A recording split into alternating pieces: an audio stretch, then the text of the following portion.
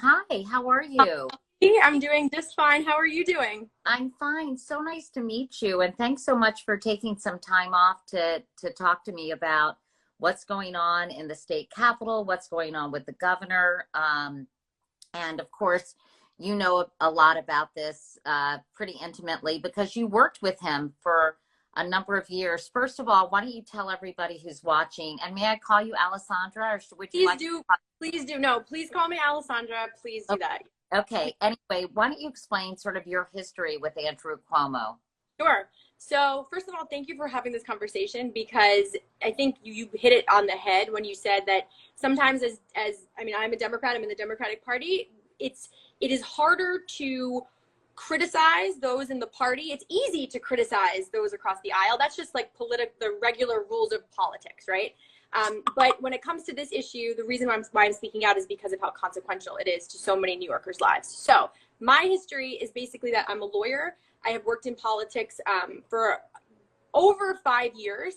I worked in the governor's office of storm recovery, which was an office created after Hurricane Sandy to help rebuild New York. And then after coming off of the Clinton campaign, which we all know how that ended, I was one of like the Clinton refugee people that went into the Cuomo administration because New York State has always been this progressive beacon. And I wanted to use my law degree in the governor's counsel's office to fight against Donald Trump. And that's where I saw a lot about how not only how our government was acting, but also how they weren't acting, things that they weren't doing that I thought that they should be doing, especially in 2016, 2017, in the aftermath of Donald Trump getting elected.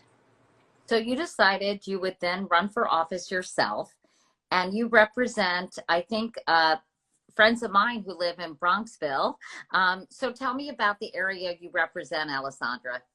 Sure. So I represent the 34th State Senate District, which usually means nothing to anybody because if there's one thing that we've failed at as elected officials, it is civics and making sure that everybody is very clear about who represents them. So the district is very big. It's very gerrymandered. I have parts of Westchester County. So I'm just bordering Bronxville, but maybe when the lines are redrawn, let's see, perhaps I'll be representing Bronxville, but I have Pelham and Mount Vernon. And then in the Bronx, the district is wild. It is Woodlawn, Riverdale, Kingsbridge, Van Cortlandt Park, Pelham Parkway, Throgs Neck, Morris Park, City Island, Rikers Island, the South Bronx, Castle Hill, Parkchester, and I've left a lot out just to show you the magnitude. So very large gerrymandered district. Very large, but also incredibly diverse district with a lot of different constituents socioeconomically as well. Well, let's get to Andrew Cuomo because he kind of was celebrated in the New York Times as being the control freak we all need. Thank you. Someone told me to get to the point. Thank you. I'll get to the point when I want to get to the point, but okay. Anyway, and suddenly he's being scrutinized, and many people think appropriately because of his failure to be forthcoming. It seems to me, Alessandra, there are a couple of issues here, right? One is this failure to be forthcoming about the number of people in New York who died of COVID in nursing homes. But the other thing is, my understanding is that his instructions about putting people who are medically stable into nursing homes in the first place is something that is now being examined very carefully and closely. Can you explain to everybody watching those two? And did I get that right, first of all, Alessandra? You said that perfectly. That's exactly right. So because I believe in being intellectually honest, right? Like if I look back, go all the way back to February, March, right? And then look forward, there are things that he did well, and then there are things that he failed on. This is one of the things that he failed on. And it's not that failure is always a bad thing. I have failed many times. Anytime that you reach for something or take a risk or are leading and there's high stakes, you're likely to fail. The problem falls on the accountability piece of it. So we'll get to that, I'm sure. But the point is, right, there was a March 25th, 2020 directive that came from the Department of Health. And basically what it said was, if you are a nursing home operator administrator, you are must take back to the nursing home COVID positive patients who are being let out of hospitals. So when you are done at the hospital and you're stable, but you're still COVID positive, you have to receive those patients. Why is that a problem? Well, there's two reasons. The first reason is that the most vulnerable population are seniors. And we knew that from the beginning, right? Why? Because we also saw this start in the United States, COVID-19, in Washington State in a nursing home where people died. So that's number one. The second thing is that what you'll hear over and over again is the governor talk a lot about the CDC guidelines. The CDC guidelines told us to do it. If you look at the CDC guidelines, what the CDC guidelines says is you can take COVID positive patients back from hospitals into nursing homes. And then it has a whole list of things you have to do, not required. The reason why this is problematic is because New York State did not give nursing home operators or administrators the option to reject any COVID positive patient because they were required to take them back.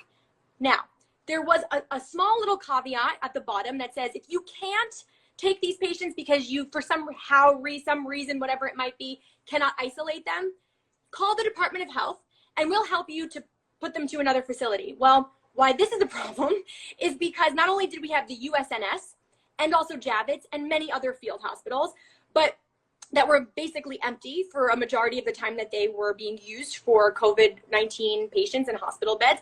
But what we also know is that there is an outreach that comes from nursing homes to the Department of Health on a request basically saying, please, like, we need help.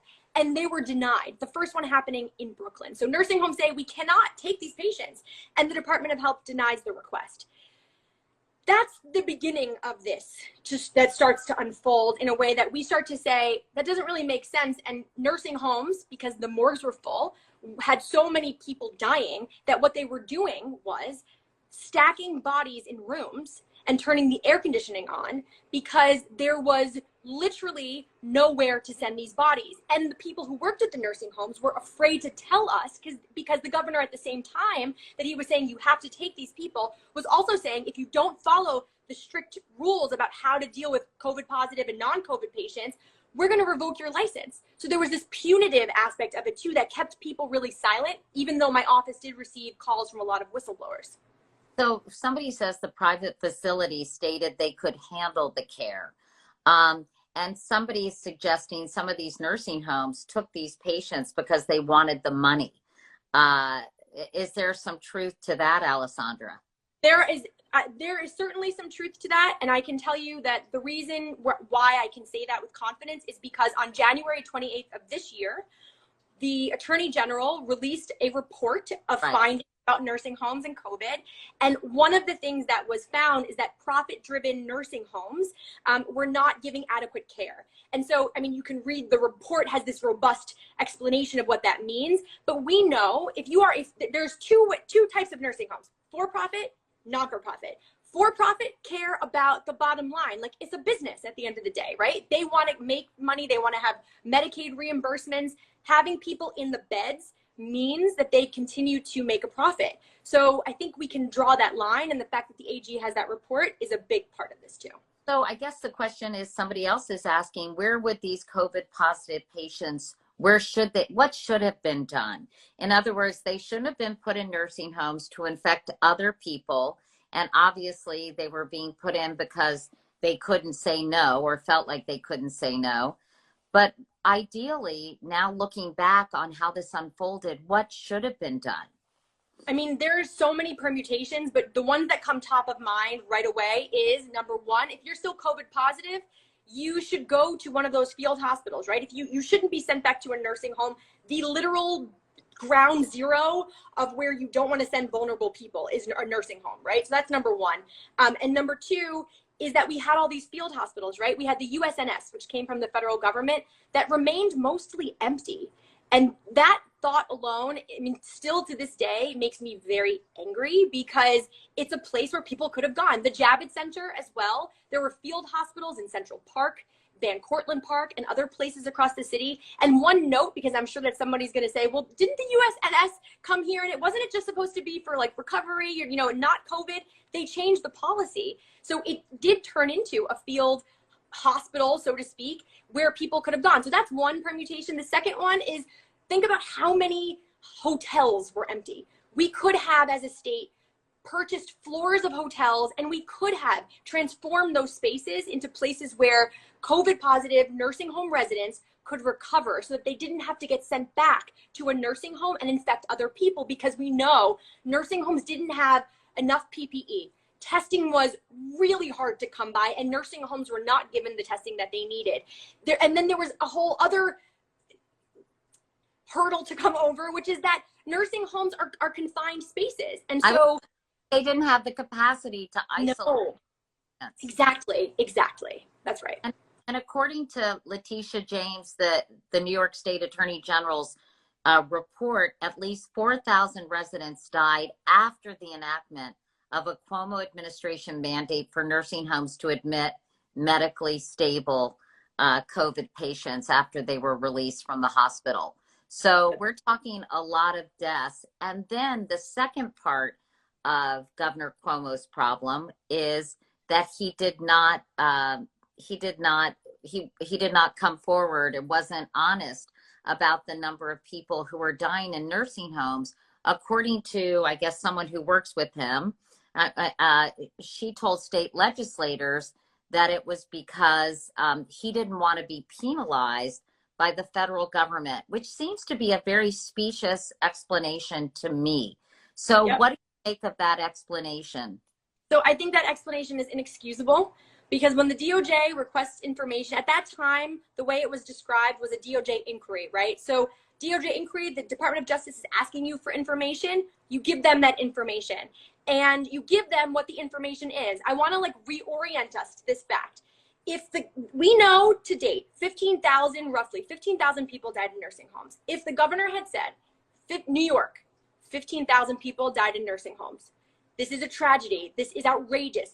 We feel for the families. We're outraged too, and we made some mistakes. It would be different. But what happened was the numbers were requested from the legislature to the executive over and over and over again, not only in letters or on the phone, but in hearings. And then there were official inquiries. And so instead of telling the legislature, hey, we are getting this information together, it's really complicated, there's a lot of data systems, which we've learned from the transcript that was released from that closed door meeting that you're referring to. I learned all about data in New York, which really does need to get updated, which is another conversation for another day. If they had just said, hey, these are the numbers, but we have to prioritize DOJ, that makes sense. The Department of Justice does take precedence over the legislature, but that's not what happened. What they said was, we didn't want it to become a, quote, political football. So we don't know what numbers were shared with the Department of Justice as a legislative body. And I think that's a question that we have to continue to ask, because do those numbers, are they the same with what the numbers that they shared with the public are? And why would they try to obfuscate and hide the numbers in the first place and make them lower? Because if we go back in time, what we see is that the estimate of people who have died in nursing homes was low. Why? Because what the state was doing was almost different from what almost every other state was doing, which is this. If you are a resident in a nursing home and you go to a hospital and you die in the hospital, you're still considered a nursing home death. But what the state was doing was not counting it as a nursing home death. They were only counting nursing home deaths as the ones where you died literally in the nursing home. And that is not what the regular course of counting deaths in nursing homes, the best practices was to follow. Well, and we know that because other states do it. Especially if you're trying to gather data in a pandemic, right? You can almost see that in normal times if someone died in the hospital, but given the fact that they probably contracted it in the nursing home and died in the hospital, that's a very different situation. That's right. So let me ask you, because now there's the question, so what should happen as a result of this? And as you know, there's some people who think that he should be, his emergency powers should be removed. A bill was introduced by Republican lawmakers. Do you support that? Other people say that Governor Cuomo should be impeached for this. So what do you think are the appropriate consequences, if any, for his actions? Okay, before we go there, can I just touch on immunity for a second? Why does immunity matter so much? Okay, the directive goes out to say, nursing homes, you have to receive COVID positive patients from the hospital. Okay, At the same time, so that's March 25th. April 3rd, our state budget goes into effect. In the 11th hour of passing our budget, in what felt like the middle of the night, this provision gets added to a certain part of the budget, and it's called immunity. And it was corporate immunity for healthcare facilities, including nursing homes. And essentially what it was a corporate immunity provision put into the budget so that the families of loved ones who either thought or had evidence that there was wrongdoing with the care of their loved ones were prohibited from suing the nursing homes where their loved ones either died or were cared for. That very piece is important. Why? Because a very large special interest in New York drafted that provision. Why do I know that? Because the same special interest put out a press release the following day to say, we aggressively advocated for this. We wrote that provision. And that matters because of this very contradiction, okay? Directive, immunity provision. And at the same time that the governor is on the news saying to people, if you're a nursing home facility and you don't follow the rules, we're going to take away your license. But that was all show, because behind the scenes, he had already provided blanket immunity, which meant that he knew they were not going to be held accountable for the things that they were being asked to do. Okay, so that's a key piece here. Yeah. Explain it this way. It really suggests that he knew or expected this was a potential recipe for disaster, and it would open the doors for litigation against nursing homes. So I guess to me, it speaks of his intent or motivation was obviously like he was cognizant of the fact that this could result in many more deaths. Exactly. And that's why when we fast forward and we are thinking about, well, what should the consequences be? I mean, from the very top, right, there's like an order of operation. You mentioned a few of them. We gave the governor expanded emergency powers. I believe we should repeal those emergency powers. Myself and Assemblymember Ron Kim have introduced a bill to do just that. Also, the repeal of the immunity provisions has to happen. We have to allow families who know that their loved ones either were not treated with the high, level of care that they expect to be able to pursue justice in court if they so choose. And the court system and the justice system can go through that process. The next thing is we have to continue to have investigations and oversight. Right now, there are 2 federal investigations, one in the Eastern District of New York, EDNY, and also an FBI investigation.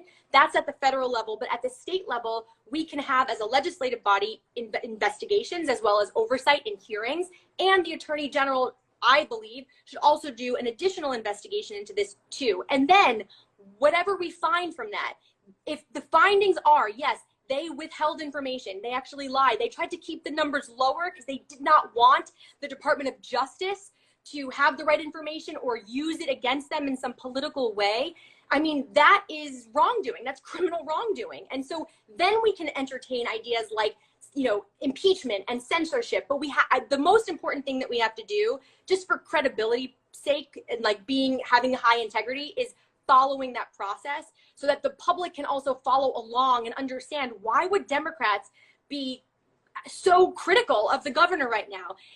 We need to find the information so we can put it all together in a way that makes sense for everyone, because to so many people still, Katie, they still see the governor as the person who was in the press conferences who did provide that safety and security in a time when we needed it, and we did need it. But this is a very big mistake. Yeah, and it sounds like some very serious allegations. And finally, Alessandra, it seems like a lot of this is based on the governor's leadership style. This feels pretty personal. And I want to ask you about that. And I'm not saying it shouldn't be, but it seems to be colored by the way he interacts with people. You were quoted in Vanity Fair, I guess, right? Saying that, quote, "People are effing scared to death of this man. A lot of legislators normalize the governor's abusive behavior." And that's a pretty serious thing to say. Can you talk about that and why you felt compelled to speak of your interactions and other people's interactions with him this way? Sure. So this is the part I think that is perhaps important in the sense of the conversation that we're talking about in this context, because his way of governing impacts how policy is made or not made, impacts how New York State makes progress or doesn't make progress, right? So I have had experiences, I've been on the receiving end of phone calls where if I've criticized him for something, namely Amazon leaving New York, or literally pick a topic like the budget process, the calls have come through. He hasn't yelled at me, but the calls are meant to deter me from continuing to criticize him. Now, I have also publicly been on the receiving end of many of his staffers who have not only made comments like anytime we've criticized the governor, whether it's for pay to play or big fundraisers during the budget season, calling us, myself, Assemblywoman Yulene New, Senator Jessica Ramos, quote, fucking idiots in the New York Times, which, I mean, in any other circumstance, like, someone would be held accountable in some way at least, or at least apologize. But instead of being, sorry for it, was almost celebrated for it. His other aide had asked me if I was drunk in one instance when I tweeted something. I mean, the behavior is a pattern that we've seen. But it's not just me. It is almost every single person who has to or has interacted with this administration. It is their currency of how they interact with people. It literally is Albany's, and frankly New York politics, worst kept secret. And it's not something that is like you could just write it off as like, oh, they're just tough. No, it goes beyond that bullying. It's toxic. It's yelling and berating people. It is threatening people. It's scaring them into silence so that they won't continue to talk or criticize or do anything that would make the governor look bad or would harm the governor. And that to me it's just never acceptable. Why? Because this is the state of New York. Like, this is the place where people come to like imagine what's possible. So the irony of having this kind of person in office who, in my professional opinion, doesn't have an emotional intelligence. Is that required? It's not required. But is it important? It is important. The fact that they use this as a currency to make people stop talking is not okay. And the thing that underscores this perhaps the most was the press conference last Wednesday when the governor spent 40 minutes attacking Assemblymember Ron Kim, because Assemblymember Ron Kim has been outspoken about the state's handling of nursing homes and during COVID, and also about the data that's been shared or not shared, and was in that closed door meeting that you referenced and did hear his secretary, Melissa DeRosa, say that this was a political football. We didn't know what numbers we were going to give to you or to the DOJ, and thought that was outrageous. And so he made a comment to the press, and the governor called him and berated him for 10 minutes and screamed at him so loudly that his wife and his children, who he was bathing, had to like pick up their babies, walk out of the room because it scared them so much. And the thing that is so outrageous is that that's not even so surprising. And after the fact, what we're seeing now is that there are so many members of the legislature who are not condemning the behavior. Why? Because it's almost conditioned inside that bubble of Albany to just say, well, that's how he is. But how he is abusive, and it's toxic. And people would want to know if their leaders were unable to do the fullest job that they could because of their behavior. So the link is very clear and direct. But again, many more people are speaking now that usually would be very quiet. So it's a very promising thing, but I don't know if it will be the thing that ends this kind of behavior, because I think that it's been going on for decades. So I think basically you're saying that his behavior is abusive, kind of bullying, inappropriate, but I think the larger issue is obviously that's not acceptable, but it really impacts the way policy is enacted because there's a fear of disagreeing with the governor. And that's something that I think you're hearing from other people who have worked with. Yeah. Some people are upset because they say he's not here to defend himself. but I also think it's very important for people like you to have a voice, as someone just said as well. But when it comes to, let's just, in wrapping this up, Alessandra, so now that it's been determined that the governor was not forthcoming, this is something that conservative media has been talking about for some time. And now it seems to be, given what Ms. DeRosa said in that closed door meeting and the Attorney General's report, a lot of validity to this. What do you think? What will exactly, please consider turning off the comments. I know I'm mixed about the comments because sometimes they're obnoxious, but sometimes they're really smart and thoughtful. So I have to weigh it. But we're about done. So tell me basically where we go from here, Alessandra. And then I want to ask you how difficult this has been for you to come forward and talk about this. Very difficult. Okay, so where do we go from here? I think we follow the process of this, okay? The governor does not need expanded emergency powers. We are a year into this process now. We know a lot more about COVID. The legislature is a co-equal branch of government that is the most closely connected to the people we represent. We get to hear the things that are bothering them. Lots of parents are really frustrated with remote learning. There are really important things we can actually use in the policymaking process. And so removing the expanded emergency powers allows us to have a say and allows the governor, or stops the governor from circumventing the legislative process. So that's number one. That is why. It's not just about nursing homes. It's also about that. The second thing is the repeal of the immunity provisions. It is just the responsible thing to do. And that was something that was also in the Attorney General's report. Oversight hearings and an investigation we have to do that. That is just a necessary next step. And then whatever we find from those investigations, and also we have to be cognizant of what the federal investigations also reveal. So we have to do these things in tandem, and we can do hard things. I know we can. We're New York. We can do a lot of things to keep focused on finding the truth. Because at the end of the day, this is what this is all about. 15,000 people, 15,000 New Yorkers lost their lives. And those family members and the people that are impacted by that, which has been a traumatic experience, deserve that information.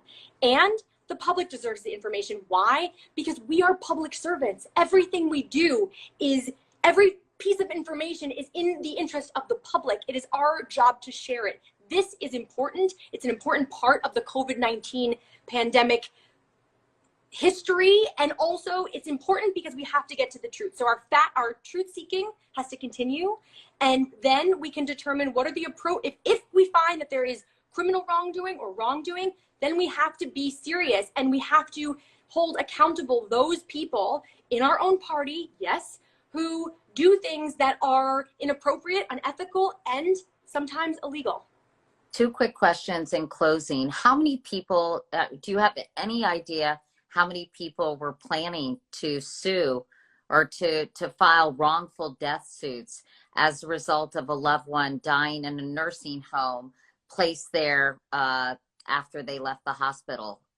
So there is a coalition of families that actually organized. I've met with them before. We've heard their stories. From that coalition, there are several hundred, but that's just that coalition. So the number is unknown. I cannot in good faith give you a number, but the fact that there's a coalition that already exists just tells you how many people and how many families believe that they were harmed and that their loved ones were harmed. I want to just also share, during the time when COVID was on the surge, the nursing homes were overwhelmed, yes, but they weren't answering the phones. So a lot of family members had no idea what was going on with their loved ones, and that plays a role in this as well. You mean, so they were being transferred from hospitals to nursing homes without anyone knowing? Yes. The hospitals were so overcrowded and they had to make room for incoming COVID patients. That's right. So, what do you think this will do to Governor Cuomo, these latest revelations about what impact do you think it will have on his political future? I mean, it's uncertain. It's uncertain. And the reason it's uncertain is because if we allow for politics to lead the conversation, right? If this is like the Republicans are saying this and then the Democrats are saying that, it's so far above that. And I keep trying to orient us towards that because yes, okay, if we agree with the Republicans on this, like fine, right? But it's not about that. So I think that what is important here is that we are like focused on the truth and what the truth will reveal to us. I think that will be determinative for him and what the future has in store for him. But again, I want to just say this. This is something we haven't heard from him, and I think this plays a big role. It does not take much. Well, maybe for me it doesn't, but it doesn't take much to apologize. It doesn't take much, and we have not heard him say, I am sorry. That's a big part of this process too. It doesn't exonerate him, but what it signals to me, and I think to many people, is that he has fully let what has happened sink in a way where he can have empathy and compassion for the families who have lost loved ones. So that's a piece of this. And what happens to his political life or career? I mean, I'm not really, it's going to sound really like I don't really care. What I care about are the people who have called my office over and over and over again to get answers. And why? Because I also represent the district with the most number of nursing homes of any other state Senate district. So the calls that we got were just in the hundreds on this, if not the thousands. And so for me, like my main focus is like, let's get to the bottom of this because it's taking up all the oxygen in the room. And we also know, right, this is not the only problem that New York faces. So if we can get to the truth as quickly as possible, we can get on with our lives. And so can the families of the people who have died. Well, State Senator Alessandra Biaggi, it's really, really nice to meet you. You have a lot to say on this topic, and I think you helped us understand in much greater depth and detail sort of what transpired, what's going on, and what needs to happen next. So thanks so much for doing this. I really appreciate it.